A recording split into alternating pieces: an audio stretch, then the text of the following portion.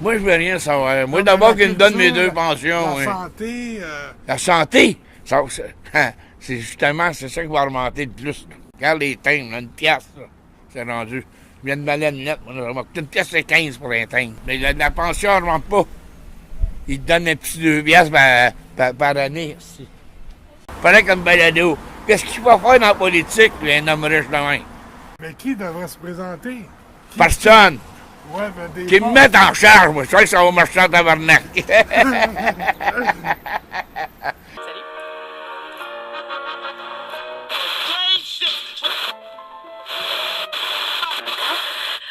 L'avion aurait pu, avec l'essence qu'il y avait encore à bord, voler pendant à peu près 5000 km. Alors là, on est en train d'étendre les recherches à l'ouest vers l'océan Indien.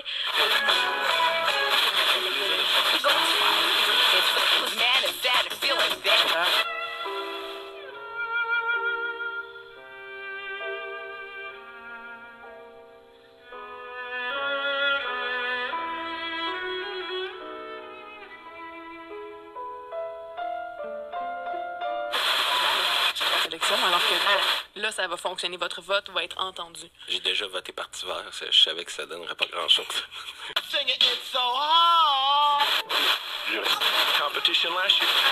Un spectacle.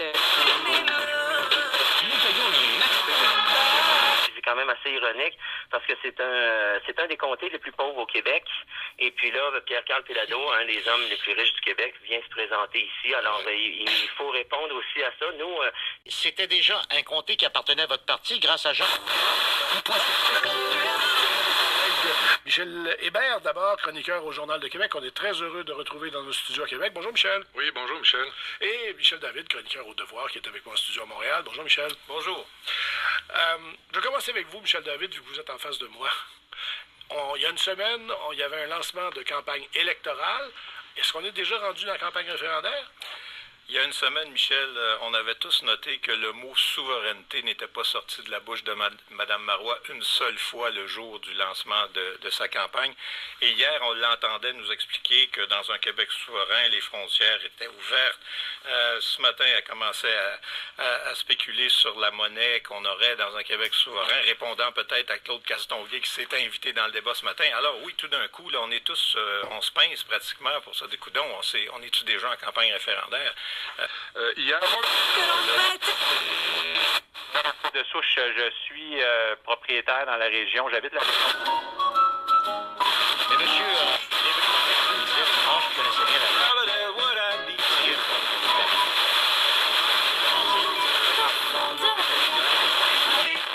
Et c'est évident qu'on pourrait souhaiter avoir un siège, par exemple, à la Banque du Canada, mais nous acceptons que ce soit la politique monétaire canadienne qui s'applique à ce moment-là. Alors, la chef du Parti québécois a aussi confirmé, Joanne, qu'advenant la réélection du Parti québécois, elle ne déposerait pas de nouveau budget. Donc, le PQ travaillerait à partir de celui qui a été déposé le 20 février dernier. Bien, c'est déjà bien parti, en fait. Oui. Oui, moi, je le suis, fait que je suis déjà branché depuis le début, de toute façon. Sur les médias sociaux ou sur les médias traditionnels? Partout, médias sociaux, la télévision, la radio. Alors, Puis, qu'est-ce que vous pensez de la campagne, de l'arrivée en scène de Pierre-Carl Péladeau, si c'est une campagne référendaire? Est-ce que... en fait, moi, je le vois comme... Je l'avais comme peut-être envisagé déjà d'avance. Donc, Pierre-Carl Péladeau, pour moi, c'est pas vraiment une surprise. Okay. C'est peut-être... non. Pour moi, ça va faire justement plus de mordant dans cette campagne-là, à mon avis.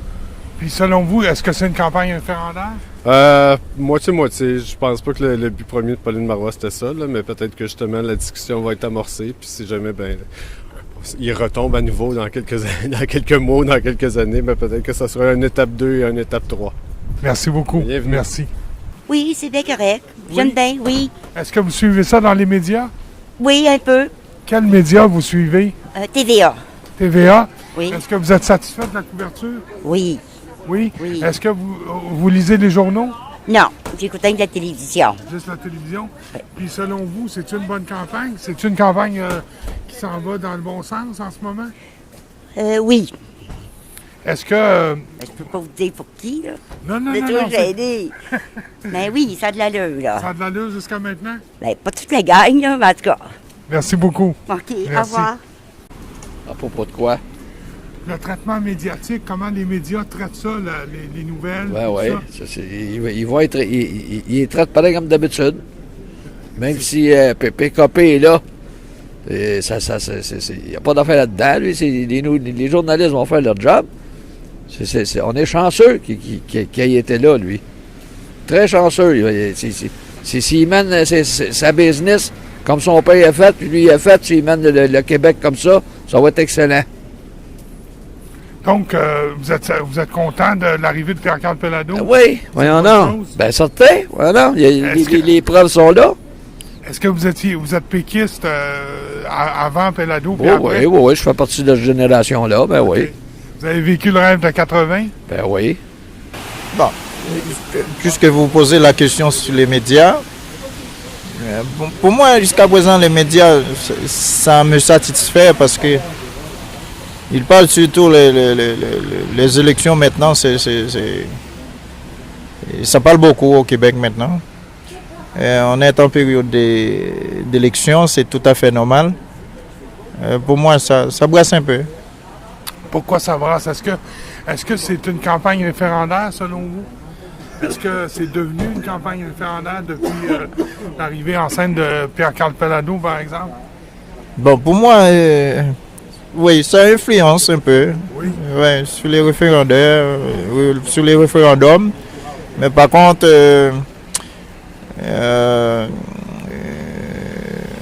moi, en tant qu'immigrant, je ne souhaite pas ça.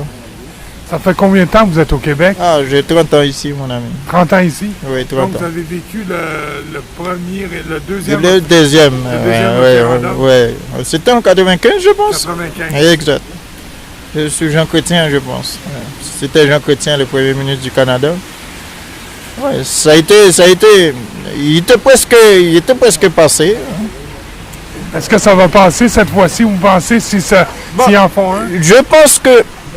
Je pense qu'ils cherchent à faire ça, mais par exemple, s'il gagne l'élection, le Parti québécois, c'est sûr, il va directement sur les référendums.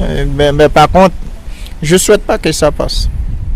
Non, c'est ce que je ne souhaite pas. Mais je crois que s'ils ont réussi à former un gouvernement, un mandat complet, là, c'est sûr, il a pas mal de chance pour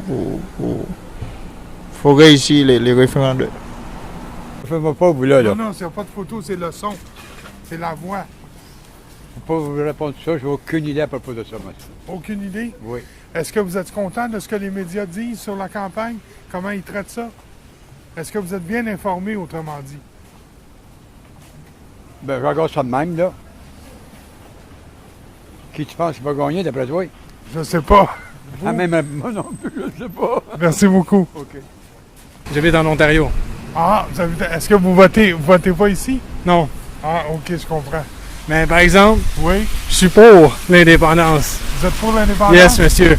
J'ai vraiment l'impression que PKP, c'est un bon avantage pour les partis. Ah oui? Pourquoi? Ben, c'est un bon gestionnaire. Il a une bonne notoriété.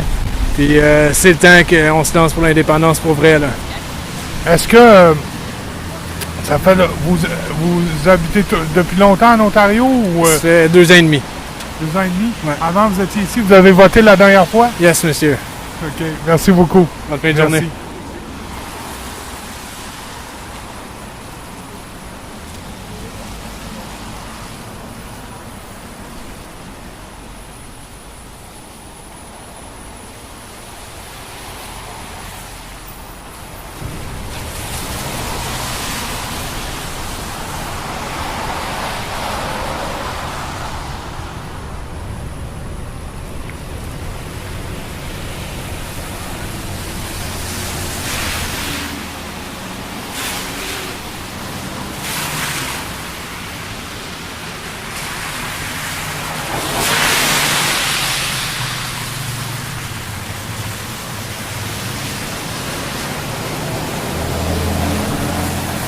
Bonjour, monsieur. Est-ce que vous voulez donner votre opinion sur la campagne électorale? Pas du tout. Ah non? Pas du tout. Merci.